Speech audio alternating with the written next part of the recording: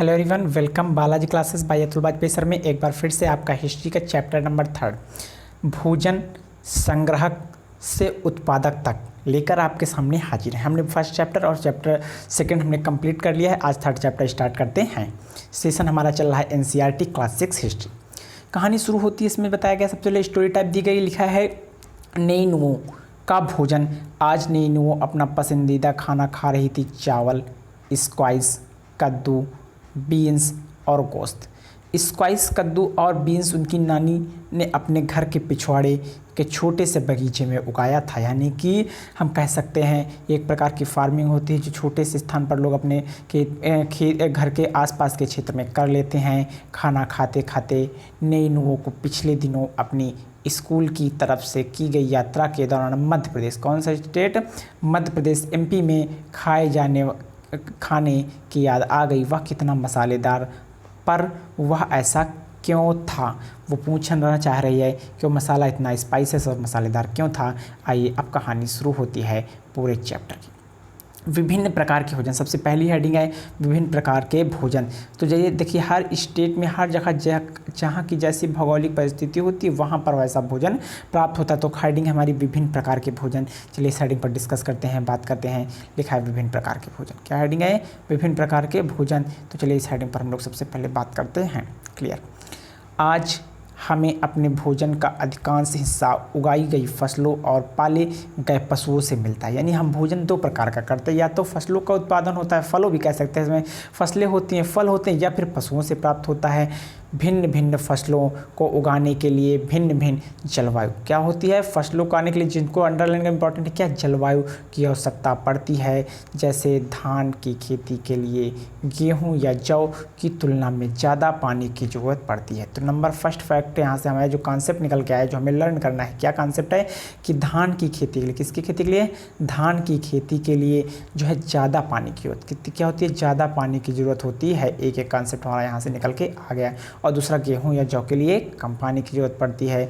इसलिए हम देखते हैं कि किसान विशेष फसल विशेष क्षेत्रों में ही उगाते हैं। कॉन्सेप्ट नंबर हमारा सेकंड यहाँ से क्लियर हो गया कि हर एक फसल के लिए एक विशेष क्षेत्र, विशेष मिट्टी, विशेष प्रकार की जलवायु होने की ज़रूरत होती है। ये हमारा कॉन्सेप्ट क्लियर हो रहा है, यहाँ से समझ रहे हैं लोग, समझ सकते हैं कि जहाँ पर जैसी जलवायु होगी, जैसी मतलब मौसम होगा, जहाँ जैसी मिट्टी होगी, वहाँ पर उस तरह की फसल उगेगी। हर फसल एक ही स्थान पर उगाई नहीं जा सकती। यही नहीं, पशुओं को भी अपने अनुकूल वातावरण की आवश्यकता होती है। उदाहरण के तौर पर हम देख सकते हैं कि सूखी और पहाड़ी जलवायु में मवेशी, कैसे सूखी और पहाड़ी जलवायु में मवेशी मतलब वो जो चारा चराते हैं, मवेशी बात करें की तुलना में भेड़ बकरी अधिक सहजतापूर्वक जीवित रह पाते हैं। कॉन्सेप्ट नंबर सेकंड या थर्ड कह सकते हैं। समझ में आया कि पहाड़ों पर, कहाँ लिखा है, सूखी और पहाड़ी जलवायु पर मवेशियों की तुलना में भेड़ बकरी, क्यों? क्योंकि भेड़ बकरी छोटे जानवर होते हैं, पहाड़ों पर चढ़ना, पहाड़ों पर उतरना, वहाँ पर वो अधिकांश, लेकिन जैसे गाय भैंस हो गई, ये जानवर पहाड़ी स्थानों पर अधिक रह पाते हैं। ये बताना चाह रहा है क्लास 6 की एनसीईआरटी हिस्ट्री की हमें बताना चाह रही है।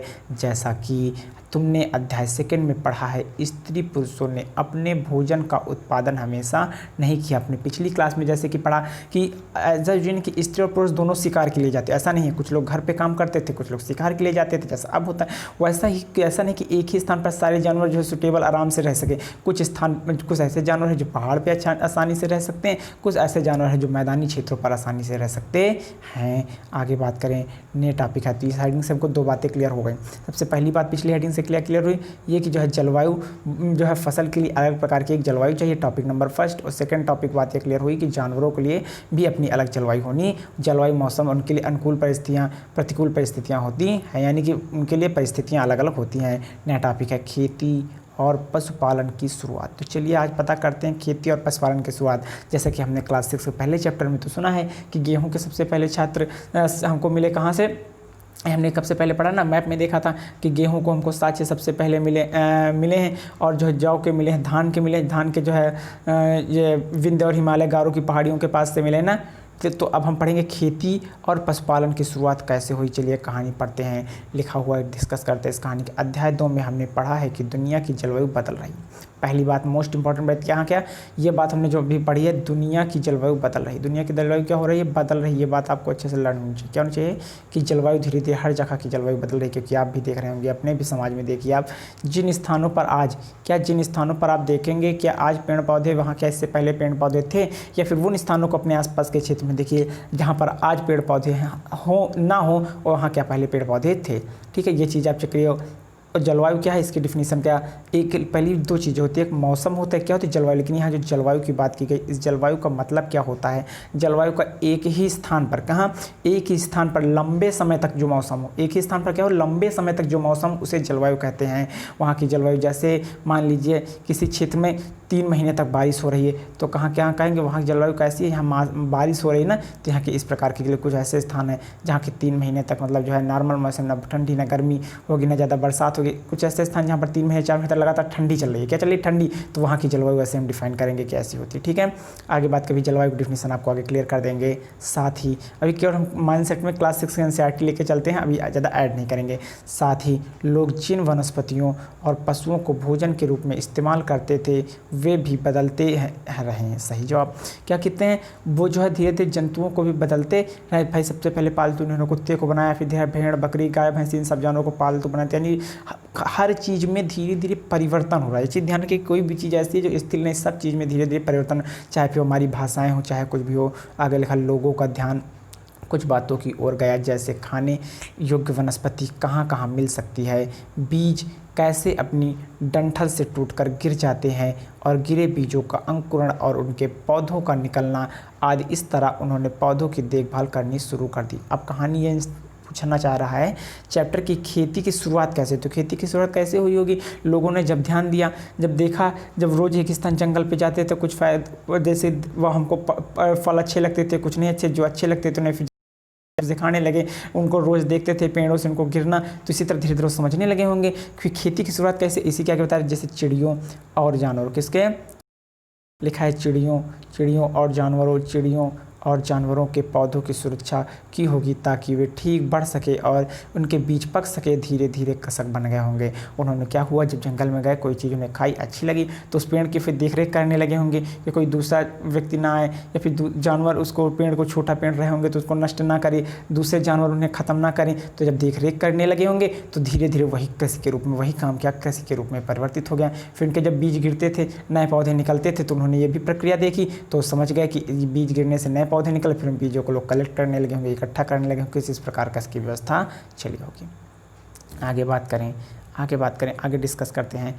आगे लिखा है, इस तरह लोग, क्या लिखा है, इस तरह लोग अपने घरों के आसपास चारा रखकर जानवरों को आकर्षित कर उन्हें पालतू बनाया होगा। जानवर पालतू कैसे पाले गए होंगे, क्या करता है, जब कुछ ऐसे जानवर जो हिंसक ज़्यादा ना हो रहे होंगे, कैसे, तो ऐसा नहीं सभी जानवरों को पालू, ऐसे जानवर को जो हिंसक ना होते रहेंगे उनको चारा रखकर अपने घर आकर्षित कर किसी तरह उनको फिर धीरे धीरे बांधना शुरू कर दिया, पकड़ना शुरू कर दिया, धीरे धीरे पालने के प्रोसेस शुरू हो गया। सबसे पहले जिस जंगली जानवर को पालतू बनाया गया था वह कुत्ते का जंगली पूर्वज था। क्वेश्चन पूछा जा सकता है, किस जानवर को सबसे पहले पालतू बनाया गया था, तो कुत्ता जो इस समय ये कुत्ता, लेकिन ये ऐसा कुत्ता नहीं, तो कुत्ते का जंगली पूर्वज कह सकते हैं, यानी जंगली कुत्ता कह सकते हैं, जो कि इन कुत्तों से थोड़ा ज़्यादा खतरनाक रहा होगा।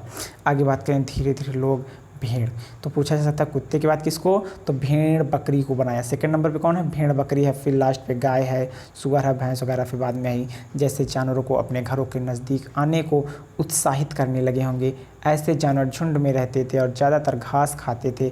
अक्सर लोग अन्य जंगली जानवरों के आक्रमण से उनकी सुरक्षा किया करते थे और इन्हें धीरे धीरे पशुपालक भी बन गए। लेकिन मोस्ट इम्पॉर्टेंट बात क्या है कि लोगों ने हो सकता है उन जानवरों को पाला हो जो ज़्यादा खतरनाक ना रहे होंगे। ये चीज़ क्या तुम बता सकते हो कि सबसे पहले कुत्ते को ही पालतू क्यों बनाया गया? हाँ, क्योंकि कुत्ता एक ऐसा जानवर था जो ज़्यादा सभी जानवरों से छोटा होता था, ज़्यादातर नॉर्मली सबसे छोटा होता था और ये खतरनाक कम होता था। आगे बात है, इससे हानि की जो संभावना कम होती होगी। आगे बात करें, लोग लिखा है ना, इस जो ब्रैकेट में बात दी गई, ये मोस्ट इंपॉर्टेंट बात है, इन्हें मुझे जरूर ध्यान से क्लियर करना, ठीक है। बात लिखी गई है बसने की प्रक्रिया, कैसे लोग एक स्थान, बसने की प्रक्रिया का मतलब क्या है, कैसे लोगों ने एक स्थान पर रहना स्टार्ट किया होगा। बसने की प्रक्रिया का मतलब कैसे लोगों ने एक स्थान पर रहना स्टार्ट किया होगा। आइए इस बात को क्लियर करते हैं। तो लिखा है लोग, क्या लिखा है, लोग लोगों द्वारा पौधे उगाने और जानवरों की देखभाल करने को बसने की प्रक्रिया, क्या कहा, बसने की प्रक्रिया का नाम दिया गया। मोस्ट इंपॉर्टेंट, यहाँ अंडरलाइन कर रहे हैं, किसे,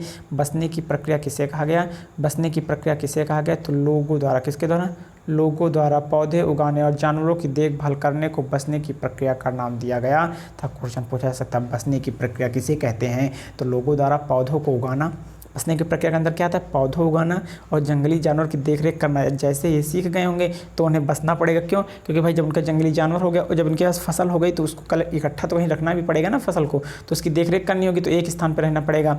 आगे लिखा अपनाए, बसने की प्रक्रिया आगे लिखा है अपनाए गए पौधे तथा जानवर अक्सर जंगली पौधों तथा जानवरों से भिन्न होते हैं। ऐसे जानवरों को अपनाते थे जो यह है कि बसने की प्रक्रिया के दिशा में अपनाए गए पौधों या जानवरों को लोग चयन करते हैं, और पौधे भी ऐसे पौधों को सुरक्षित करते थे जो जहरीले ना होते रहे। वहाँ आगे लिखा उदाहरण के तौर पर लोग उन्हीं पौधों तथा जानवरों का चयन करते रहेंगे जिनके बीमार होने की संभावना कम हो या नहीं हो, या बीमार ही ना होते थे। लोग उन्हीं पौधों को चुनते थे जिनके बड़े दाने और होते हैं, यानी उन पौधों को चुनते जिनका अनाज बड़ा होता था और ज़्यादा मात्रा में उन्हें मिलता था। यानी एक प्लांट में एक पेड़ में बहुत ज़्यादा अनाज दे, जैसे गेहूं वगैरह हो गया, एक पेड़ है उसमें बहुत सारे दाने लग जाते हैं ना, ऐसे। साथ ही जिसकी मजबूत डंठल अनाज के पके दानों के भार को संभाल सके, यानी ऐसे चुनते थे प्लांट जिनमें ज़्यादा लगते थे, पहले ज़्यादा हमको मिले। दूसरी बात मतलब कि ऐसा नहीं कि हम पेड़ को सुरक्षा करें और आगे चल के हवा के झोंके से जल्दी से टूट कर बिखर जाए तो मैं सारी मेहनत बेकार हो, उनको नहीं। उन्होंने ऐसे चीज़ें जो मजबूत होते हैं। डंठल मतलब क्या होता है, डंठल शब्द का मतलब होता है जो जहाँ से पेड़ से, जैसे मान लीजिए आम का पेड़ होता है तो आम का पेड़ है सपोज दैट, तो यहाँ से ऐसे ये और यहाँ ये आम का पेड़ है, ये क्या पूरा, यहाँ मान लीजिए ये आम का पेड़ है तो आम है ये सपोज कीजिए आप, तो ये यहाँ जो ये लाइन जहाँ से आम जुड़ा होता है अपनी टहनी से उसे डंठल कहते हैं। डंठल अनाज के पके दानों के भार को संभाल सके, ऐसे पौधों को बीज को संभाल कर रखा जाता है, ऐसे पौधों के बीजों को संभाल कर रखा जाता है। क्यों, क्योंकि आगे उन्हें फिर से जो है उसका प्रजनन और उसे मतलब बढ़ाने के लिए काम आ सके। आगे बात करते हैं काम आ सके, आगे बात करते हैं संभाल कर रखा जा सके। इन्हीं जानवरों को आगे प्रजनन के लिए चुना जाता था जो आमतौर पर अहिंसक होते थे। कैसे जानवरों को, अहिंसा मतलब खतरनाक, कम होते हो। आगे बात करें, इसलिए हम देखेंगे कि पाले गए जानवर तथा कृषि के लिए अपनाए गए पौधे जंगली जानवरों तथा पौधों से धीरे धीरे भिन्न होते गए। धीरे धीरे क्या हो गए, भिन्न होते गए, मतलब अलग। अब इनकी दो प्रकार में पौधे बट गए। पहले वो जो कम जो है वो जो मतलब जो जहरीले होते थे, जंगली होते थे, जिनका उपयोग नहीं करते थे वो अलग, और दूसरे अलग। अब लोगों ने उनमें अंतर समझ लिया था शायद। आगे लिखे हैं, मिसाल के तौर पर जंगली जानवरों की तुलना में पालतू जानवरों के दांत और सींग छोटे होते थे। देखो फिगर दिखाया गया है यहाँ पर, आपको फिगर दिख रहा होगा, ठीक है। क्या दिख रहा है यहाँ पे आपको फिगर दिख रहा होगा एक जंगली जानवर का, ठीक है। जानवर के ये पहला जो दांत जिसको हम ब्रैकेट कर रहे हैं ये दांत है पालतू जानवर का, और ये जो बड़ा सा देखो नुकीला दांत, ये कैसा, ये जहाँ एरो बना रहे हैं कैसा दांत, नुकीला दांत, ये जंगली जानवर का। किसका दांत है, ये नुकीले दांत हैं, तो ज़्यादा खतरनाक होते थे, जंगली जानवरों के होते रहे होंगे। आगे बात करें, इन दांतों को देखो और इनमें से कौन सा जंगली सूअर का है और कौन सा पालतू सूअर का, हमने डिफरेंस पहले क्लियर कर दिया। आगे बात करें, बसने की प्रक्रिया पूरी दुनिया में धीरे धीरे चलती रही करीब 12,000 साल पहले। कब, करीब 12,000 साल, टाइम क्या थी, करीब 12,000 साल पहले, बसने साल पहले शुरू हुई। तो क्वेश्चन पूछा जा सकता है कि बसने की प्रक्रिया कब शुरू हुई, तो 12,000 साल पहले बसने की प्रक्रिया शुरू हुई। वास्तव में आज हम जो भोजन करते हैं इसी बसने की प्रक्रिया की वजह से कृषि की अपनाई गई सबसे प्राचीन फसलों में गेहूं तथा जौ आते हैं। तो पूछा जा सकता है क्या कि बसने प्राचीन फसलों में कौन से गेहूं और जौ आते हैं। सबसे प्राचीन फसलों में कृषि के लिए अपनाई गई सबसे प्राचीन फसलों में कौन होते हैं, गेहूं और जौ आते हैं। इसी तरह सबसे पहले पालतू बनाए गए जानवरों में कुत्ते, कौन सबसे पहले पालतू बनाए गए जानवर कौन से आते हैं, कुत्ते। और उसके बाद कौन आते हैं, कुत्ते के बाद आते हैं भेड़ और बकरी। कौन से आते हैं, भेड़ और बकरी आते हैं। तो इस टॉपिक से अभी तक हमको 4 से 5 बातें, सबसे प्राचीन फसल कौन से, गेहूँ और जौ मिली, सबसे पालतू जानवर कुत्ता मिला, उसके बाद कौन, भेड़ और बकरी मिला, और बसने की प्रक्रिया शुरू कब हुई, लोग बसना एक स्थान पर रहना कब शुरू किया, जब उन्हें फसल की खोज हो गई, फसल के जानने लगे, जानवरों के बारे में जानने लगे। वो समय क्या था, 12,000 साल पहले। और यहाँ से क्या इंपॉर्टेंट, यहाँ से और हमको क्या मिला, यहाँ से इससे हम जो इंपॉर्टेंट चीज़ें, दूसरे लोगों द्वारा पौधे उगाने, जानवरों की देखभाल करने को बसने की प्रक्रिया कहा गया। आगे और आगे देखते हैं, आगे बात करें, नेक्स्ट चलते हैं आगे। नई टॉपिक, नए जीवन शैली। क्या है टॉपिक, एक नवीन जीवन शैली। कैसी जीवन शैली, एक नवीन जीवन शैली। नेक्स्ट हेडिंग है एक नवीन जीवन शैली। बात करें तो तुम किसी पौधे के बीज को बो कर देखो, तुम पाओगे कि इसे विकसित होने में कुछ वक्त लगता है, कुछ दिन, महीने या फिर साल तक लग सकता है। इसलिए जब लोग पौधे उगाने लगे तो उनकी देखभाल के लिए उन्हें एक ही जगह पर लंबे समय तक रहना पड़ता था। बीज बोने से लेकर फसलों को पकने तक पौधों की सिंचाई करके खरपतवार हटाने तथा जानवरों और चिड़ियों से उनकी सुरक्षा करने के लिए बहुत से काम शामिल थे। कटाई के बाद अनाज का उपयोग बहुत संभाल कर करना पड़ता था। तो कुछ अंदाज़ा लगाया जा रहा है, गेस किया जा रहा है कि बचने की प्रक्रिया कुछ इस प्रकार रही होगी। आगे बात करें, आगे डिस्कस करें तो लिखा, अनाज को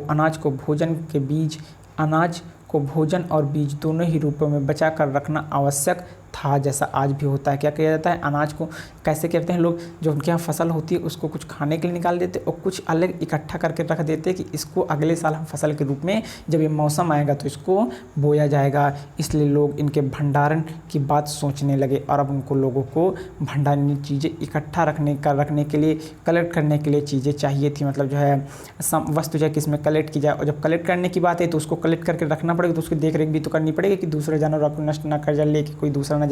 तो इसलिए उस प्रकार की वहीं उनको रहना पड़ जाता था। तो यहीं से शुरू हो गई बचने की प्रक्रिया। बात करें तो बहुत से इलाकों में लोगों ने बड़े बड़े बर्तन बनाए। क्या बनाए, बड़े बड़े बर्तन बनाए, टोकरियाँ बुनी या फिर ज़मीन में गड्ढा खोदा। क्या तुम्हें लगता है कि शिकारी भोजन संग्रह करने वाले बर्तन बनाते और उनका उपयोग करते होंगे? अपने जवाब का कारण बताओ। हाँ, ज़रूर करते होंगे भाई। शिकारी क्यों, क्योंकि बर्तन बनाने का करते होंगे, क्योंकि उसी में तो बंद कर डालकर वो रखते होंगे। इसलिए रखते होंगे कि हमने अब इतने मेहनत किया, इतने दिन इसकी देख रेख की, अब इसके बाद कोई दूसरा ले जाएगा, दूसरा अपने उपयोग में ले लगे तो फिर क्या हो जाएगा। इसीलिए उनको क्या करते थे, हाँ, बर्तन बनाते रहे होंगे। आगे बात करें, आगे देखते हैं, नेक्स्ट में लिखा है जानवर चलते फिरते खाद्य भंडार। ऑप्शन क्या लिखा है, जानवर चरते फिरते खाद्य भंडारण। क्या, जानवर चलते फिरते खाद्य भंडारण। देखते हैं क्या बताया इस टॉपिक में। जानवर बच्चे देते हैं। सही जवाब, जानवर क्या करते हैं, वो बच्चे देते हैं जिनकी संख्या बढ़ती है। अगर जानवरों की देखभाल की जाए तो उनकी संख्या बढ़ती है। देखभाल क्या की जाए, अगर जानवरों की देखभाल जाए सही, अगर उनकी जो है सेवा करेंगे, उनको बांधेंगे, समय समय पानी देंगे, उनको खाने चारा देंगे, तो क्या होंगे, उनमें बढ़ेगी संख्या। और साथ ही वो दूध भी देंगे। जानवर हमें क्या देंगे, दूध भी प्राप्त हो सकता है और भोजन का एक अच्छा स्रोत है। तो क्वेश्चन यहाँ से प्राप्त हो सकता है। साइंस का एक क्वेश्चन मिला है कि भोजन का क्या, दूध भी, क्या बात की जाए, दूध भी भोजन का एक अच्छा स्रोत है। भोजन का क्या, दूध भी अच्छा, भोजन का क्या, एक अच्छा स्रोत है। दूध को हम कहते हैं संतुलित आहार। मतलब जो है उसमें सभी प्रकार के पोषक तत्व हैं। यही नहीं, जानवरों के हमें मांस भी मिलता है। दूसरे शब्दों में पशुपालन भोजन के लिए भंडारण एक तरीका है। मोस्ट इंपॉर्टेंट बात यहाँ गई, एक नया शब्द मिला हमको, भंडारण। क्या मिला शब्द, यही शब्द हाईलाइट कर लीजिए इंपॉर्टेंट के लिए। भंडारण का मतलब क्या होता है, तो यहाँ क्वेश्चन पूछ सकते हैं भंडारण किसे कहते हैं, तो क्या है, यही नहीं, जानवरों से मैं मांस, दूसरे शब्दों में पशुपालन भोजन के भंडारण का एक तरीका है कि पशु को पाल लो, क्या करो, पशु को पाल लो, रख लो, तो भोजन के भंडारण का एक तरीका है। तो भोजन के भंडारण करने की एक टेक्निक, अगर पशु रखेंगे तो आप उनके लिए उनका चारा भी रखना पड़ेगा ना, और उनका जो है फिर आपको सब चीज़ें जो है कलेक्ट करनी पड़ेंगी, सुनिश्चित करके एक स्थान पर रखनी पड़ेंगी, रहना पड़ेगा। तो इस प्रकार बचने की प्रक्रिया का कुछ प्रोसेस हमारे समझ में आ गया। ठीक है, आगे देखते हैं, आगे डिस्कस करते हैं हम लोग ना, चलते हैं आगे, देखते हैं आगे। भोजन के अतिरिक्त जानवरों में और क्या क्या मिल सकता है जानवरों का उपयोग किस लिए होता है, मोस्ट इम्पॉर्टेंट बात पूछी जा रही है। तो देखिए भोजन के अतिरिक्त हमको क्या क्या मिलता है, भोजन के अतिरिक्त जानवरों से क्या क्या मिल सकता है और आज के जानवरों के उपयोग के लिए किस प्रकार के लिए होता है। देखो भोजन के अतिरिक्त हमको जानवरों से क्या क्या मिल सकता है, दूध मिलता है, मांस मिलता है, और जो बात करें तो जो है और क्या मिलता है उनसे, हमसे जैसे जानवरों से गोबर मिलता है, ये सारी चीज़ें मिलती है ना। और क्या मिलता है, उन्हीं दूध से हम घी, पनीर, ये सारी चीज़ें खाने योग्य उपयोग चीज़ें बना लेते हैं। और बताओ आज जानवरों के उपयोग किस लिए होते हैं, जानवरों का उपयोग किस लिए किया जाता है। तो हम जैसे जान सकते हैं दूध, दही, ये सब चीज़ों का उपयोग करने के लिए हमें भोज्य पदार्थ मिलते हैं, इसलिए हम जानवरों का उपयोग करते हैं। और बैल जैसे उनका उपयोग क्या करते हैं, खेती करने के लिए किया जाता था ना। इस पर जानवर हमारे लिए बहुत उपयोगी हैं। आओ नेक्स्ट लिखा गया है, आओ आरंभिक कृषकों और पशुपालकों के बारे में पता करें। तो पता करें कि इसके पहले के जो कृषक थे, कृषक मतलब किसान, पहले आरंभिक कृषक मतलब क्या हो गया, कृषक मतलब ये किसान हो गए, कृषक मतलब क्या हो गए, किसान हो गए। पशुपालक मतलब जो पशु को पालते थे उन्हें क्या कहते, पशुपालक कहते थे। बारे में पता करें। आगे मानचित्र 2 पृष्ठ 14 पर देखो, क्या तुम्हें कोई नीले वर्ग दिख रहे हैं, इनमें से प्रत्येक बिंदु को उस जगह को दर्शाओ जहाँ पुरातत्व को, क्या लिखा है, जहाँ पुरातत्वविदों, अब क्वेश्चन फिर से पुट ऑफ सकता है, पिछला बैक क्वेश्चन है कि पुरातत्वविद क्या है, पुरातत्वविद किसे कहते हैं। क्वेश्चन क्या पूछा जा रहा है, पुरातत्वविद किसे कहते हैं। पिछले मैंने आपको बताया था पुरातत्वविदों के विषय में, तो पूछा जा रहा है पुरातत्वविद, क्या पुरातत्वविद, तो बता सकते हैं आप पुरातत्वविद किसे कहते हैं, पुरातत्वविद किसे कहते हैं, आपको बताया गया। अगर आपको याद हो गया पिछली क्लास में, पुरातत्वविद क्या होते थे, जो हमें खोजों के बारे में ढूंढ कर बताते थे, है ना, उसके बारे में समझाते थे, उन्हें हम लोग क्या कहते थे, पुरातत्वविद कहा जाता था ना। आगे बात करें शुरुआती कृषकों, आगे क्या लिखा है, शुरुआती कृषकों, पशुपालकों, किसके विषय में बात की जा रही है, शुरुआती कृषकों, पशुपालकों के होने के साक्ष्य मिले। हाँ जरूर मिले हैं। इसके पहले हमने पिछली क्लास में हमने पढ़ा है कि कृषक और पशुपालक इन सबके विषय में हमने पिछली क्लास में पढ़ा है ना, डिस्कस किया है कि वो होते थे, है ना। आगे बात करें, आगे डिस्कस करते हैं, चलिए आगे चलते हैं। आगे लिखा है, आगे ये पूरे उपमहाद्वीप में पाए गए, उपमहाद्वीप मतलब कहाँ, पूरे भारत में हर जगह पर ये पाए गए, हर जगह पर ये पाए गए। आगे इनमें सबसे महत्वपूर्ण पश्चिमोत्तर क्षेत्र के आधुनिक कश्मीर के, तो यहाँ से इम्पॉर्टेंट है, मोस्ट इम्पॉर्टेंट बात आने वाली है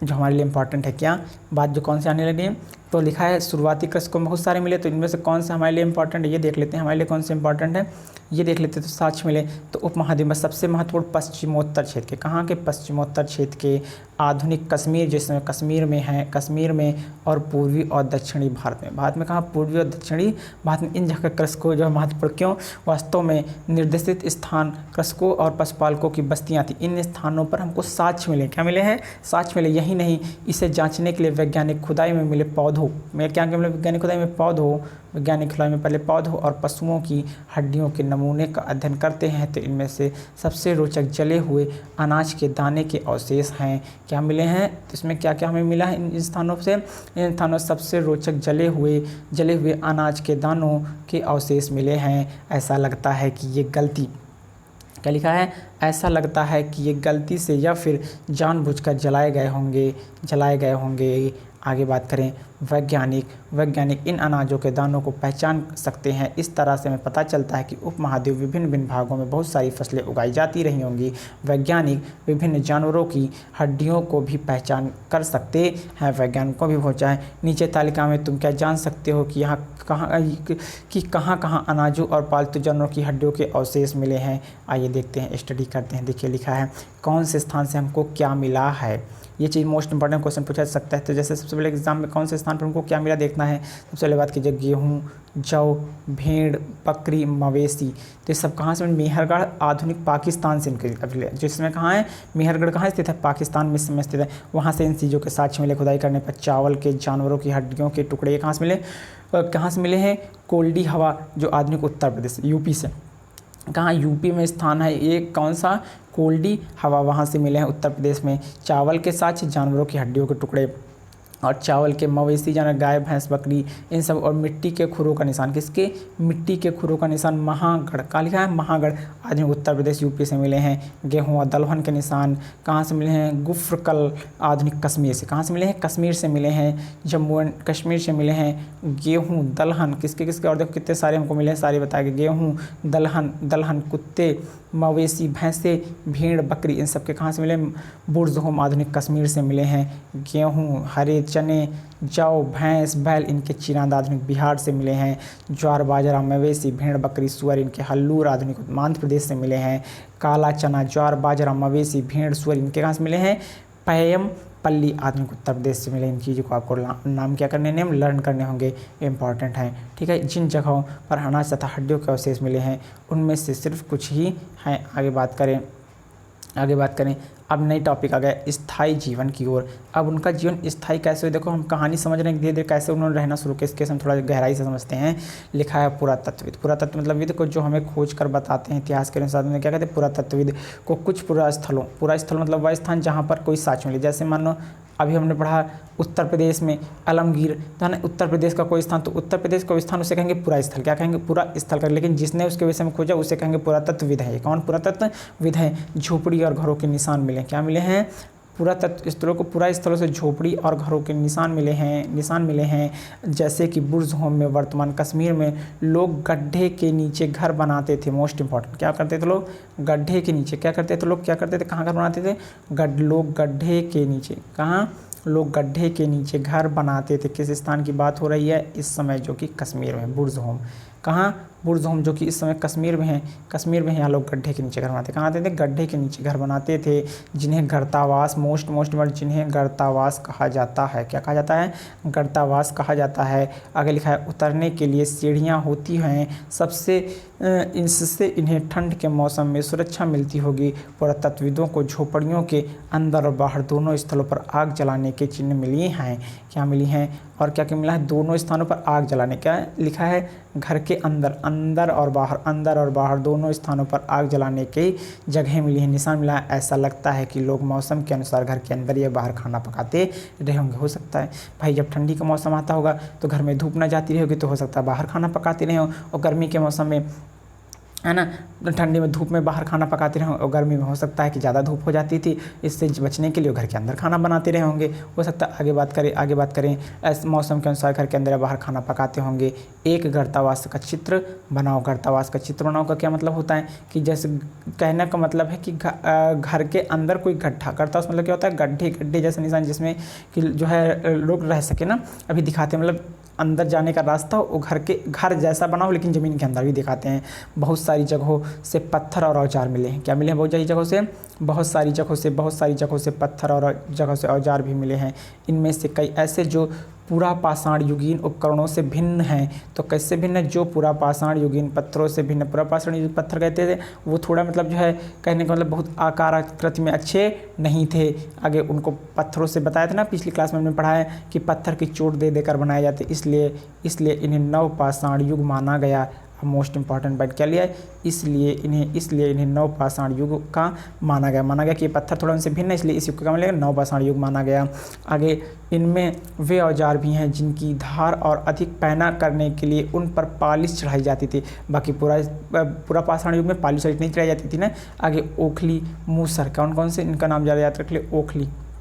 ओखली, मूसर का प्रयोग अनाज तथा वनस्पतियों को प्राप्त करने तथा अन्य चीज़ों को पीसने के लिए किया जाता था।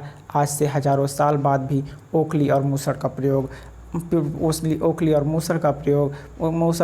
अनाज पीसने के लिए किया जाता। इस तरह प्राचीन प्रशस्त युग की औजारों का निर्माण और प्रयोग लगातार होता रहा है। कुछ औजार और हड्डियों से भी बनाए जाते थे। कुछ ऐसे औजार जो हड्डियों से। तो मोस्ट इंपॉर्टेंट यहाँ से बात क्या निकल के ये वाली कि इसे प्राचीन प्रशस्त युगीन क्या कहते हैं? प्रशस्त युगीन औजार कहा जाता है। तो प्राचीन प्रशस्त युगीन औजार वो होते हैं जैसे ओखली और मूसल वगैरह इनकी लिस्ट में आते हैं।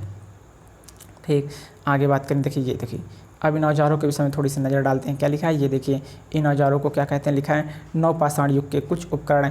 इसकी तुलना पृष्ठ 13 पर दिखाए गए उपकरणों से इनमें से तुम्हें क्या समानताएं व भेद दिखाई पड़ते हैं? नवपाषाण युग लिखा है नवपाषाण युग में पुरा स्थलों में कई प्रकार की मिट्टी के बर्तन मिले हैं। कभी कभी इन पर आलंकार, क्या लिखा है? आलंकार भी किया जाता था, मतलब कलर के, जैसे कहते हैं हिंदी में कलई करना। क्या करना? कलर चढ़ाना, कलई करना। बर्तनों का उपयोग चीज़ों क्या करने, बर्तनों का उपयोग चीज़ों को रखने, देखिए बर्तन कुछ इस प्रकार, बर्तनों का उपयोग चीज़ों को रखने, बर्तनों का उपयोग के लिए किया जाता था, बर्तनों का उपयोग चीज़ों को रखने, बर्तनों का उपयोग चीज़ों को रखने के लिए किया जाता और धीरे धीरे लोग बर्तनों का प्रयोग खाना बनाने के लिए भी करने लगे।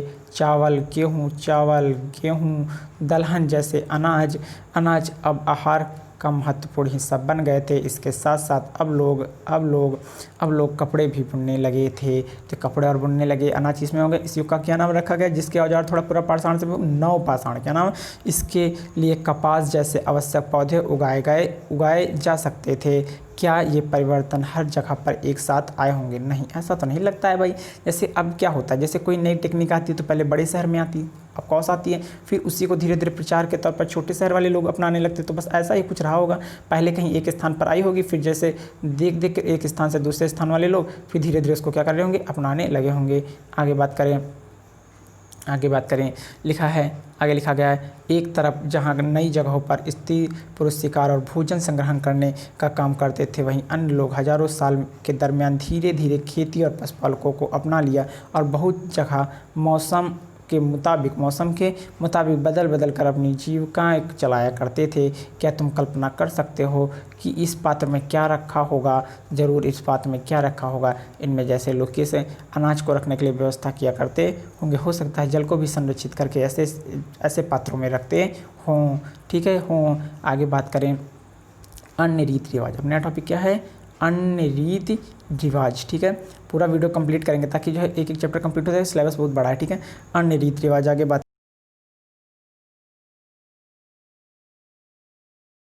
वो हैं जो हमको बताते हैं इतिहास के बारे में। पुरातत्वविद बहुत स्पष्ट रूप से धीरे धीरे इस बारे में कुछ नहीं कह सकते हैं। भाई पुरातत्व तो जिन चीज़ों के साक्ष्य तो मिले, लेकिन कोई लोग बताने वाला सिर्फ हमें गेस करता है। हिस्ट्री में कुछ ऐसे भी पॉइंट होते हैं जिन पे सिर्फ हम गेस करते हैं, एकदम कन्फर्म नहीं कह सकते हैं। आगे बात करें, विद्वानों ने ऐसे किसानों का अध्ययन किया है जिनसे प्रायः कृषकों पशुपालकों का समूह रहते हैं, जिन्हें मोस्ट इंपॉर्टेंट बात आ गई।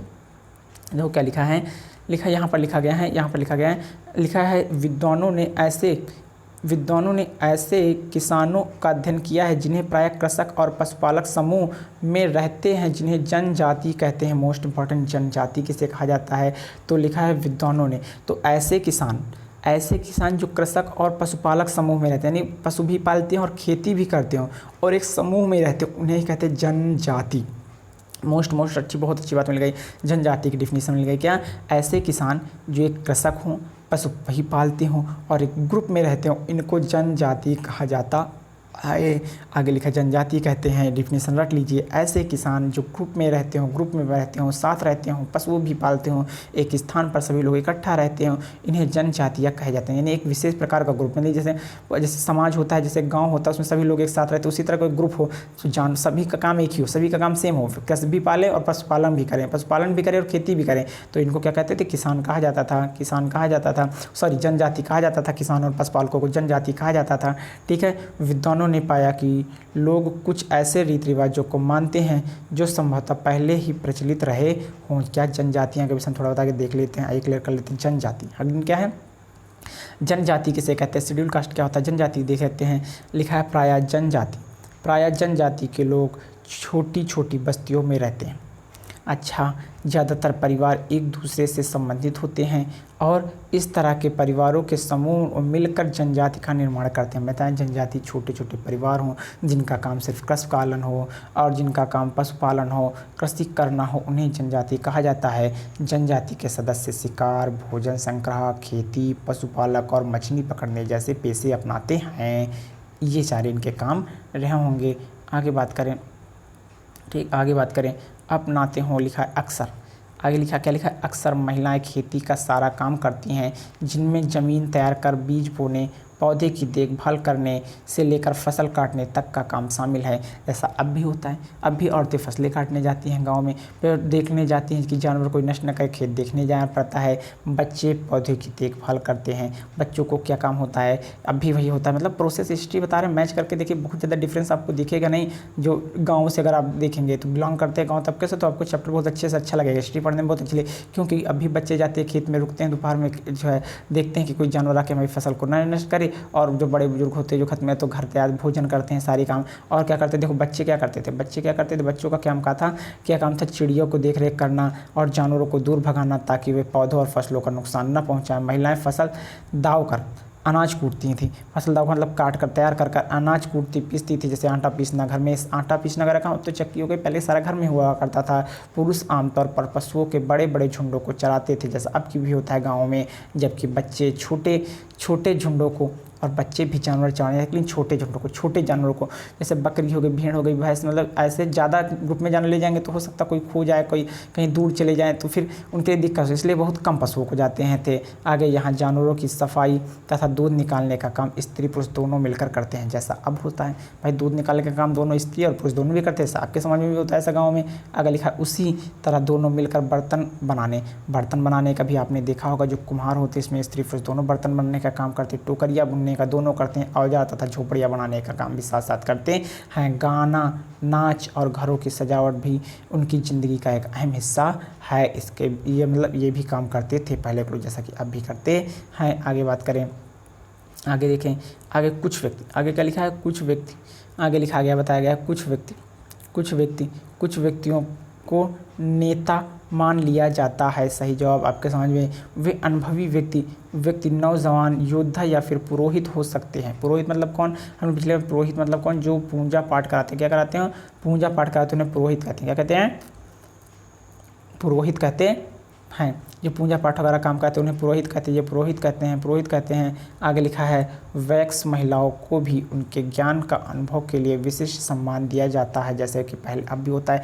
गांव में जो दादी होती हैं ना, बूढ़ी दादी होती है, अम्मा होती है, और कोई ऐसा काम होता है जिसमें एक्सपीरियंस वाला होता है कि क्या उनसे पूजा कैसे होती है, उनसे इस जानकारी के लिए हम उन्हीं दादियों के पास जाते हैं। ऐसा इसीलिए तो होता है क्योंकि उनका एक्सपीरियंस होता है। तो ऐसा पहले भी होता है, जो एक्सपीरियंस लोग होते थे, बूढ़े बुजुर्ग लोग होते हैं, उनके पास लोग जाया करते थे, उनको मेन माना जाता था, उनको नेता माना जाता था। जनजातियों की सांस्कृतिक परंपराएं बहुत समृद्ध व विशिष्ट होती थी, जैसा कि जनजातियों की परंपराएं, जो ग्रुप में लोग रहते थे उनकी मतलब जो है कहने का मतलब थी, परंपराएं को ज़्यादा मानते थे, रीति रिवाजों को ज़्यादा पालन करते थे। उनकी भाषाएं, संगीत, कहानियाँ, चित्रकारी भी शामिल है। इनकी अपनी देवी देवता होते हैं, से जैसे हमने भी सुना होता है, जैसे कहते लोग हिंदी में शुद्ध हिंदी बात क्या होते हैं, गौनई, क्या होती है गौनई, यानी गाने, वो गाने जो अम्मा दादी वगैरह मुंडन में, बर्थडे में, है ना, और जो शादी ब्याह के मौके पर गाए जाते हैं, गीत गाए जाते हैं, तो इनकी एक अपने अलग संगीत है, इनकी अलग परंपराएं, इनकी अलग रीति रिवाज हैं। तो जनजातियों में पहले भी होता था।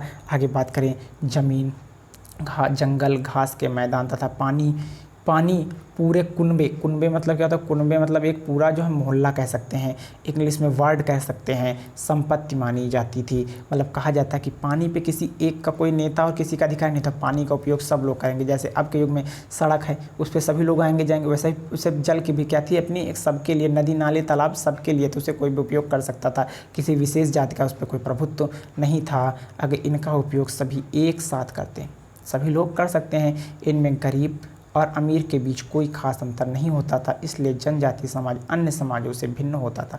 क्योंकि अगर दूसरे समाजों में देखेंगे, अगर सामाजिक स्तर की बात करें तो सामाजिक स्तर में भी हर समय बदलाव आते रहे। कभी ऐसा सामाजिक स्तर था जब महिलाओं और पुरुषों को बराबर सम्मान था, फिर कुछ समय बाद ऐसा सामाजिक स्तर जिसमें स्त्रियों की स्थिति नीचे गिरती चली गई, वो अब का फिर ऐसा आ गया जिसमें दोनों की स्थिति क्या है, इक्वल है। इन सभी समाजों के बारे में तुम आगे पढ़ोगे। आगे बात करते हैं, नेक्स्ट लिखा है पुरुषों द्वारा किए जाने वाले कामों की एक सूची बनाओ। महिलाएं क्या काम करती हैं, ऐसे काम हैं जो स्त्री पुरुष दोनों करते हैं, इनकी भी एक सूची बना सकते हैं। आगे बात करें, मेहरगढ़ में सूक्ष्म, अब मेहरगढ़ का कुछ साइंटिस्टों ने निरीक्षण किया, मतलब जो है वहाँ की स्टडी की, तो देखते हैं वहाँ की स्टडी में मेहरगढ़ की हमें क्या मिला, सूक्ष्म निरीक्षण। क्या हेडिंग है, सूक्ष्म निरीक्षण। तो मेहरगढ़ की जो स्टडी की गई वहाँ के बारे में पढ़ा गया, तो हमें क्या मिला ये देखते हैं। सूक्ष्म निरीक्षण में, सूक्ष्म मतलब स्टडी की गई उस क्षेत्र, सूक्ष्म निरीक्षण मतलब क्या, उस स्थान की स्टडी की, उस स्थान का क्या नाम था, मेहरगढ़ के जीवन मृत्यु। मेहरगढ़ के लोगों का मृत्यु होती थी तो क्या होता था, जब पैदा होते थे बच्चे तो क्या होता था, सारा प्रोसेस पढ़ेंगे। मानचित्र 2/14 में मेहरगढ़ ढूंढो।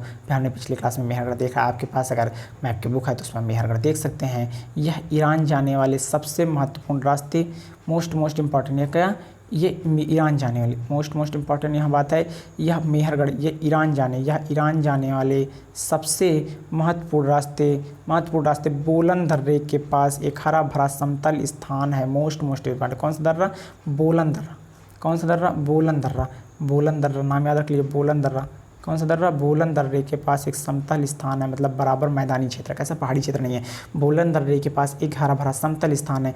मेहरगढ़ संभवतः वह स्थान जहाँ स्त्री पुरुष दोनों स्त्री जहाँ के स्त्री पुरुष ने इन इलाकों में सबसे पहले गेहूं जौ उगाना और बकरी पालना सीखा था।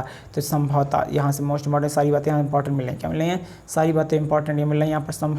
संभवतः वह स्थान जहाँ स्त्री पुरुषों ने इस इलाके में सबसे पहले क्या क्या सबसे पहले गेहूँ और जौ उगाना था, भेड़ बकरी पालना, कुत्ता भेड़ बकरी, कुत्ते भी लिख सकते थे, कुत्ते और भेड़ बकरी पालना सीखा था। आगे बात करें यहाँ खुदाई में सबसे पहले तो इन स्थानों की क्या की जाए, जब जो है पुरातत्वविद होते जो खोदते हैं, जो जानकारी प्राप्त करते, कलेक्ट क्या करते, सर्च क्या करते, तो उन लोगों ने यहाँ खुदाई की, क्या कि ज़मीन को खोदा तो उन्हें क्या मिला, यहाँ खुदाई में सबसे पहले स्तरों में पुरातत्वविदों को विभिन्न प्रकार के, यहाँ की खुदाई में सबसे पहले के स्तरों में पुरातत्वविदों को विभिन्न प्रकार के जानवरों की हड्डियाँ मिली। तो सबसे पहले क्या मिला, मोस्ट इंपॉर्टेंट पूछा जा सकता है, सबसे पहले क्या मिला, तो जानवरों की हड्डियाँ क्या मिली, सबसे पहले जानवरों की हड्डियाँ मिली और इनमें हिरण, कौन कौन जानवर मिले, हिरण, सुअर, कौन से मिले, सुअर जैसे जंगली जानवरों की हड्डियाँ भी शामिल। इसके बाद के स्तरों में भेड़ नंबर सेकंड से, जब से पहले मिली हिरण और सुअर की, फिर क्या मिली, भेड़ और बकरी की हड्डियाँ ज़्यादा मिली। इसके ऊपर ज़्यादातर मवेशी कौन, जानवर,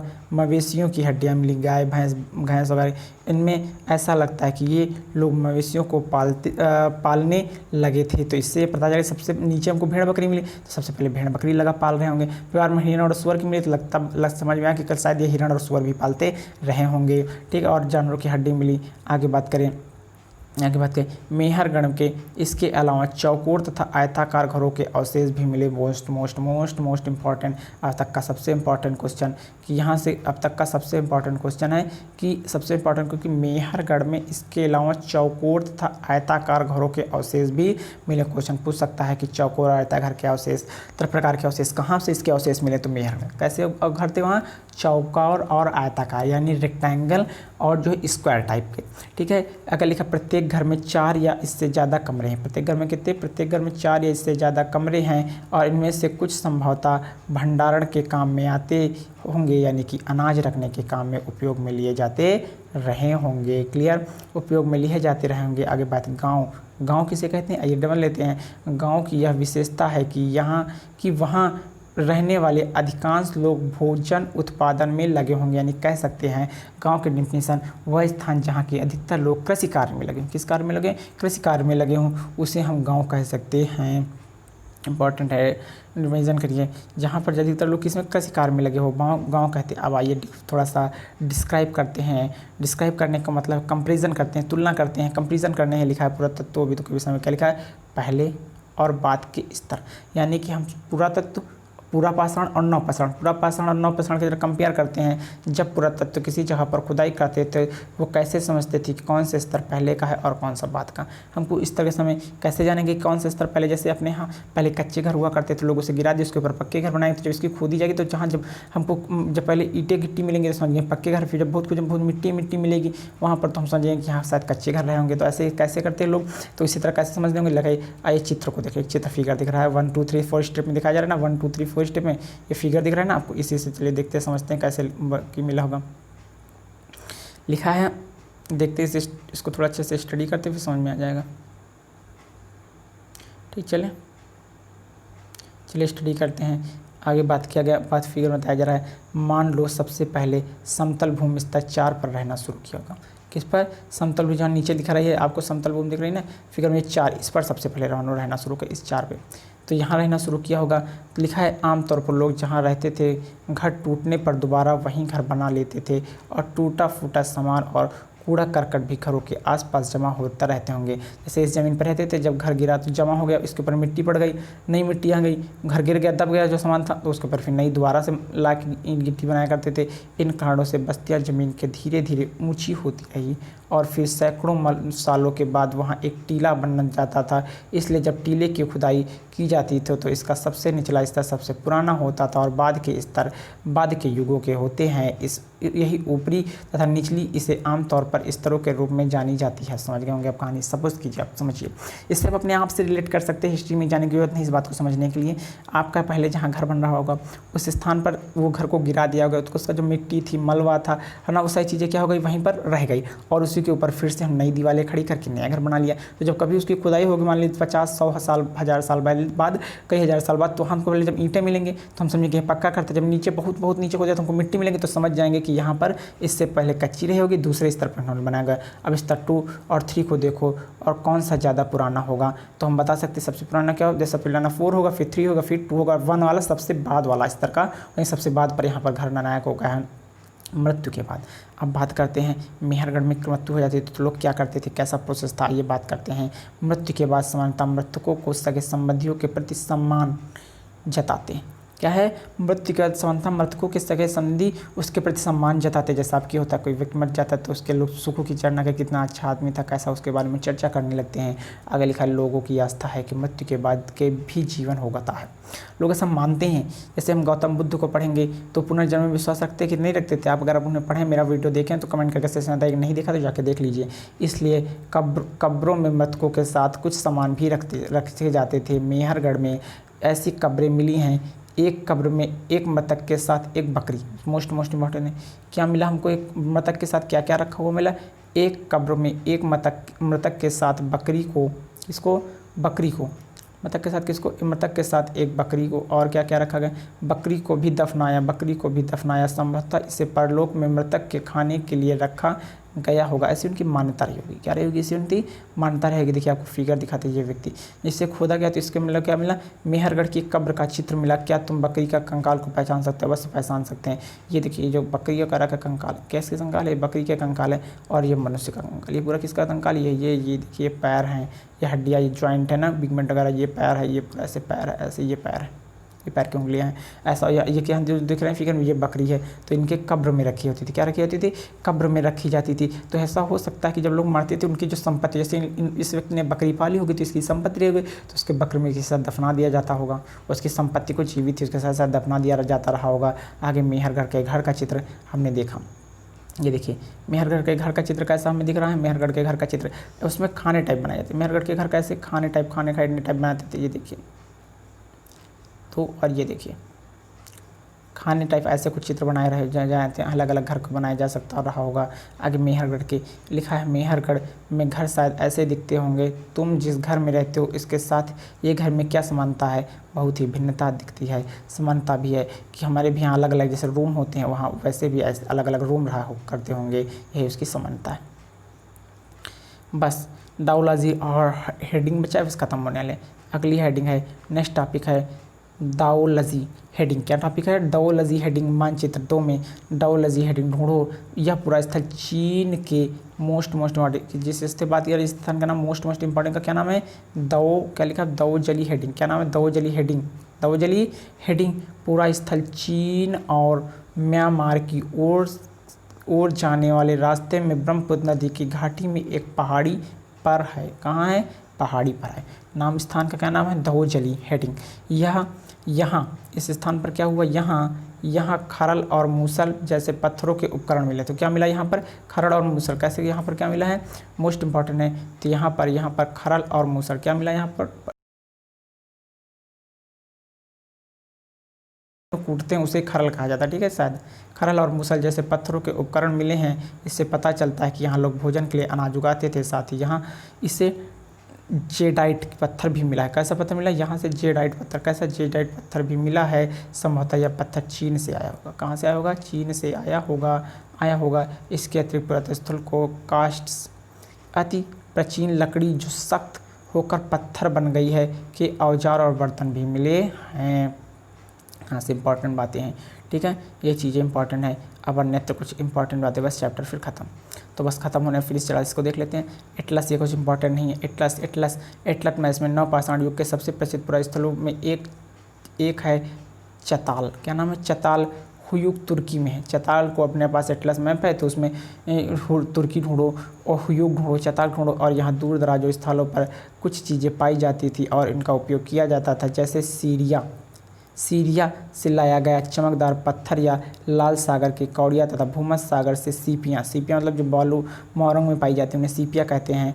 ध्यान रहे ध्यान रहे कि उस समय तक पहिए वाले वाहनों का विकास नहीं हुआ था, तो ये चीज़ें इतनी दूर तक कैसे लाई होंगी, इनको आप सोचिए, चिंतन कीजिए। और लोग सामान खुद या जानवरों की पीठ पर लाद के ले जाया करते थे, हो सकता है ऐसे लाया जा गया हो। आगे बताओ, कौड़ी और सीपी का क्या उपयोग होता है। कौड़ी जो पूजा पाठ में रखी जाती है, आपने देखा होगा कौड़ी, और सीपी वो होती है जैसे बड़ा विकराल रूप लेते हैं, सीपी तो जैसे शंख वंख जैसे होते हैं, शंख का छोटा रूप कह सकते हैं कि सीपी होती है। आपके पास अगर मोरंग का ढेर होगा, मोरंग सीमेंट ये इसके में जो है पाई जाती है। अगर तुम्हारे पास ज़मीन का एक छोटा सा टुकड़ा है तो तुम में से कौन सी फसल बोगे, बीज कहाँ से लाओगे और तुमने कैसे बोगे और अपने पौधे की देखभाल कैसे करोगी। आगे लिखा है, यह समझो कि अब फसल काटने लायक हो गई है। यह बात कैसे समझोगी, है ना, जब फसल पक जाएगी तो समझ जाएंगे, काटने लागो उसका ज़मीन का टुकड़ा फीस अगले सच चिंतन। अब यह इसको एक रिवीजन करते हैं, फास्ट रिवीजन। इस पास में क्या इंपॉर्टेंट हमें मिला वो चीज़ देख लेते हैं, बस फिर चैप्टर फिनिश करते हैं, ताकि आपका रिवीजन कर लो तो आपके लिए जो हमने पढ़ा आपको समझ में आया कि नहीं, इस चीज़ के लिए रिवीजन करना होगा। इस चीज़ में सबसे पहले कोई चीज़ें इंपॉर्टेंट नहीं मिली हमको। पानी की जरूरत पड़ी गेहूँ और जौ की तुलना में, यहाँ इंपॉर्टेंट नहीं मिली। जो चीज़ खेती फसल की जो इंपॉर्टेंट बस मोस्ट जो डाल किया। कुत्ते को सबसे पहले पालतू बनाया गया, मोस्ट इंपॉर्टेंट बात यहाँ मिली, कुत्ते को सबसे पहले पालतू बनाया गया। दूसरी बात यहाँ से कोई खास नहीं मिली, बकरी और उसके बाद उनको जब पालतू बनाया गया होगा। यहाँ से बचने की प्रक्रिया से इंपॉर्टेंट बात हमको यह मिली कि लोगों को पौधे उगाने और जानवर देखभाल करना। जब लोग पौधे उगाने लगे, जानवर देखभाल करने लगे और फसल अपनी बचा कर रखने लगे, इससे बचने की प्रक्रिया कही गई। ठीक है, बचने की प्रक्रिया कही गई। और वो सबसे पहले जो पालतू जानवर उन्हें पाले गए, कब पाले गए, तो सबसे करीब 12,000 साल पहले शुरू हुई बचने की प्रक्रिया, तभी पालतू जानवर पहले सबसे पहले गेहूँ और जौ रखा गया, उसके बाद पालतू बनाए गए जानवर, सबसे पहले कुत्ता आता है, उसके बाद भेड़ और बकरी आते हैं। आगे बात करें, ठीक है, आगे यहाँ से कुछ खास नहीं मिला है, ठीक है, बहुत ज़्यादा इंपॉर्टेंट नहीं, बाकी हमने सब कवर कर लिया है। यहाँ से कुछ पूरा स्थल ये सब चीज़ें आपको क्लियर हैं। आगे यहाँ से कुछ इंपॉर्टेंट देख लेते हैं। यहाँ पर क्या इंपॉर्टेंट मिला है हमको, सबसे रोचक जले हुए अनाज के दाने के अवशेष मिले। क्या मिले हैं, जले हुए अनाज के दाने के अवशेष कहाँ मिले, पूर्वी पश्चिमी से, पश्चिमोत्तर क्षेत्र से और आधुनिक कश्मीर से। कौन से जहाँ से कौन से स्थान मिला, ये चीज़ इंपॉर्टेंट। इसे आप एक बार जो ये वाला जो चार्ट है इसे एक बार रिवाइज कर लीजिएगा, इसकी स्क्रीनशॉट जरूर आप ले लीजिएगा, ठीक है, स्क्रीनशॉट इसकी जो है जरूर ले लीजिएगा। ये देखिए क्लियर कर दिया, इसके आप स्क्रीनशॉट ले सकते हैं 1 और एक स्क्रीनशॉट और ले लीजिए आप इसकी 2, ठीक है, इसको लर्न कर लीजिएगा। आगे इंपॉर्टेंट है तो बुर्ज होम, यहाँ बताया गया है बुर्ज होम वर्तमान कश्मीर में है। यहाँ लोग गड्ढे के नीचे घर बनाते थे, ठीक, जिन्हें गर्तावास कहते हैं। गड्ढे के नीचे घर को क्या कहते हैं, गर्तावास कहा जाता है। अंदर और बाहर दोनों तरफ खाना बनाने की प्रक्रिया यहाँ पर मिली है, का प्रोसेस दिखाया गया, और बहुत सारी जगहों पर पत्थर के औजार भी मिले हैं, ठीक है। आगे लिखा है जो पत्थर युगीन उपकरण से भिन्न थे, इसलिए जब आगे ऐसा युग आया जिसमें पत्थर के औजार थोड़ा नए तरीके से लगे, तो उस युग को नवपाषाण युग कहा। उसमें हमको ओखली मिली है और मूसर मिला है। मूसर और ओखली, अब जो है ओखली वो होती है जिसके अंदर गोल होती है, लोहे का डालकर कूटना। मूसल वो होती है जिसे एक ज़मीन पर कोई स्थान बना लो, उसी मूसल से उस स्थान से धारण करें, ओखली ना हो, केवल प्रयोग किया जा सकते थे। आप इसको समझ चुके होंगे, ठीक है। जो गाँव से बिलोंग करते हैं उन बच्चे ज़्यादा अच्छे से समझ में आएगा। आगे उस प्राचीन युग को प्रशस्त युग कहा गया, जो पुराना था, जिसमें ओखल और मूसली वगैरह मिले हैं। इनको क्या इस युग को क्या कहते हैं प्रस्तर युगीन, ठीक है, प्रस्तर युगीन कहते हैं। नवपाषाण की तुलना में ठीक। और यहाँ अलंकार देखो लिखा है, मिट्टी के बर्तन। अलंकार मतलब होता है कलाई करना। अलंकार मतलब क्या होता है, कलाई करना, कलर चढ़ाना। क्या करना, अलंकार मतलब कलाई, अलंकार मतलब कलाई करना, कलर चढ़ाना। क्या करना, कलाई करना यार, फिर कलर चढ़ाना बात करते हैं, ठीक है। आगे बात करें, इसमें क्या रखते होंगे, गेहूँ चावल वगैरह रखते होंगे ना, इनमें वस्त्र रखते होंगे। पूरा स्थल पता है तुमको, हाँ, यहाँ से इंपॉर्टेंट मिला। ऐसे किसान का अध्ययन करना जो प्राय कृषक और पशुपालक थे, जनजाति कहते हैं। यानी ऐसे लोगों का अध्ययन जो कृषक और पशुपालक हो, इन लोगों को जनजाति कहा जाता था। इनका मुख्य काम ही हो पशुपालना और खेती करना, ठीक है, और खेती करना कृषि करना। यहाँ से मिला है मोस्ट इंपॉर्टेंट एक मिला है, संभवतः देखो ईरान में जाने वाला सबसे महत्वपूर्ण बुलंद दर्रे के पास हरा भरा समतल स्थल जो है ना, उसे स्त्री पुरुष के इलाके सबसे पहले गेहूं और बकरी पालना सीखा। इन स्थानों पर सबसे पहले गेहूं और बकरी पालने सीखने के साक्ष्य मिले हैं, जो कि ईरान से जो है हमको ईरान जाने वाला सबसे महत्वपूर्ण रास्ता है, ठीक, बुलंद दर्रे के पास। और लिखा है जानवरों की हड्डियाँ हमको मिली, हिरण मिला, सुअर मिला, भेड़ मिला, बकरी मिले और मवेशी, इन सब के अवशेष मिले कि ये सब चीज़ पाले जाते रहे होंगे।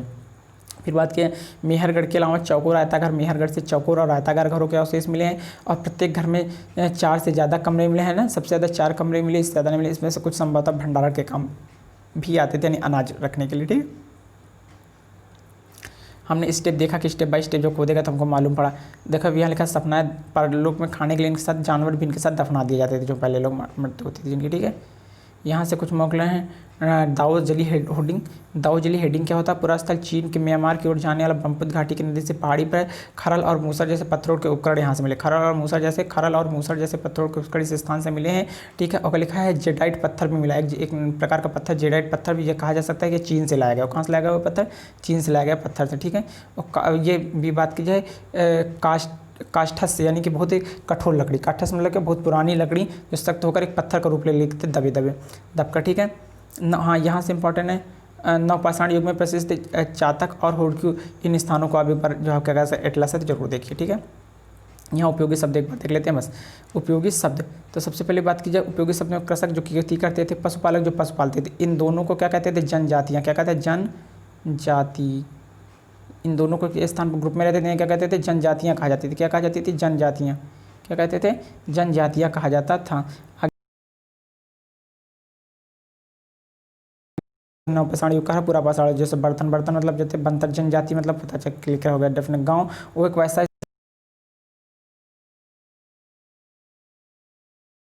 का मुख्य व्यवसाय खेती करना, और ऐसे व्यक्तियों को कसक जहाँ रहते शुभ काम खेती करना और पशुपालन, इन्हें कहते हैं गांव। ऐसे क्षेत्रों को क्या कहता है? गांव। घर होता है जहाँ घर में लोग रहते हैं उसे घर। कब्र क्या होता है? जहाँ मनुष्य को दफनाया जाता है। क्या कहा जाता है? मृत्यु के बाद जमीन के नीचे रखने वाले स्थान को कब्र कहा जाता है, उस स्थान को कब्र कहा जाता है, ठीक है, ठीक है। खेती करने वाले लोग एक स्थान पर लंबे समय तक क्यों रहा करते थे? ऐसा इसलिए क्योंकि उनको धानों का खेती का अपना संरक्षण करना होता था, उसकी देखरेख करनी होती, जानों से बचाना होता था ना। पृष्ठभूमि की तालिका में नेउना चावल खाना चाहती तो इसे किन स्थानों पर जाना होगा चावल खाने के लिए? हमने बताया कि चावल के साक्ष्य हमको कहाँ से मिले होंगे पहले के ज़माने में। हमने भी थोड़ा पहले ऊपर देखा ना, तो कि गेहूं और चावल हमने पिछली क्लास में भी पढ़ा, तो गेहूं और चावल हमको साक्ष्य कहाँ से मिले थे? हमको जो है गारो खासी है ना कि पहाड़ियों से मिला थे, विंध्य हिमालय से मिले थे सब चीज़ें। पुरातत्व स्थल ऐसा क्या मानते हैं कि मेहरगढ़ के लोग पहले केवल शिकारी थे और बाद में उन्हें पशुपालक ज़्यादा महत्वपूर्ण हो गया? पुरातत्व ऐसा क्यों मानते हैं कि मेहरगढ़ के लोग पहले केवल शिकारी थे? ऐसा इसलिए माना जाता है क्योंकि जो हमको जो उनके जो प्रोसेस है, क्योंकि भाई जैसे मान लेते हैं, हम सपोज कर लेते हैं पशु ज़्यादा महत्वपूर्ण हो गए, क्योंकि जब उनको पाल लेते थे, जब पशुओं को हम पाल कर रख लेते थे तो पहले मतलब हमको जब पाल के उनसे तो प्रजनन कराते थे, उनकी प्रजातियाँ बढ़ती जाती थी। जब ज़्यादा प्रजातियाँ हो जाती तो उनमें कुछ यूज कर लेते थे, फिर उनसे और नई प्रजातियाँ बनाते चले जाते थे। ऐसा कुछ प्रोसेस रहा होगा। बसने की प्रक्रिया लगभग प्रारंभ हुई 12,000 साल पहले। बसने की प्रक्रिया कब? 12,000 साल पहले, ठीक है। और मेहरगढ़ की बस्तियाँ लगभग 8,000 साल पहले आई, ठीक है। सही और गलत बताओ। हुल्लूर से ज्वार बाजरा मिला है ना। आगे क्या लिखा? बुर्जहोम के घरों के आयताकार और चौकोर रहा करते थे ना। घर के लोग आयताकार घरों में थे, आयताकार और चौकोर होते थे। लिखा चिरांद कश्मीर का पूरा स्थल। चिरांद लगता तो नहीं, जेआइट और दार्जिलिंग हेडिंग से चीन से लाया गया पत्थर है ना। इस तरह इनको आप लोग देख लीजिएगा, ठीक है। तो चलिए बस फिर मिलते हैं अगले वीडियो में। अगर आपको ये वीडियो अच्छा लगा हो, पूरे कोई एनालिसिस कीजिए, इन क्वेश्चनों का आंसर आप अपने आप कीजिए, मैंने पढ़ाया रिवीजन कीजिए, फिर आंसर कीजिए। अगर आपको वीडियो अच्छा लगा है तो तुरंत ही मेरे चैनल को सब्सक्राइब करके और सभी लोगों को शेयर कर दीजिए, लाइक बटन को प्रेस कर दीजिए। Thank you so much. मिलते हैं अगले वीडियो के लिए, तब तक के लिए जय हिंद, जय भारत।